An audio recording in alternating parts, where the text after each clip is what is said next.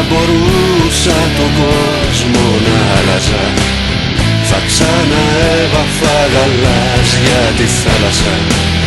Κάτι αν μπορούσα στον κόσμο να άλλαζα, θα ξαναέβαφα γαλάζια τη θάλασσα. Στο πάλος νύχτα το όνομα της αφή. Κωστά! Μπες! Μόλις αρχηγέ.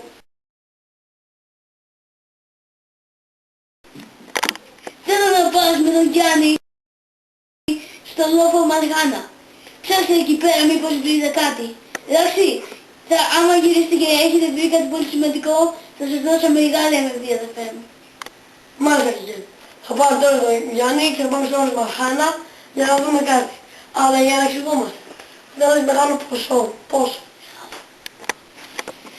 Μιλάμε, αδερφέ μου, εδώ για τεράστια ποσά. Αν βρείτε κάτι επιβολικά πολυπολιό, μπορείτε να πάρετε περίπου πόσα? 3.000 μέσα σε 2 ώρες, άμα το βρείτε. Λοιπόν, ευχαριστώ και βοήθησα να φτιάξω αυτήν την Δεν έχω χρόνο, όπως είπες πρέπει να ψάξουμε. Τα 3.000 παθαίνω. Άντε, γεια.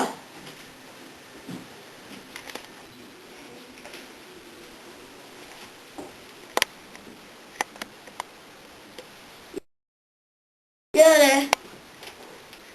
Γεια ρε. Αν κάνεις τη ρίχνη το άγαλμα.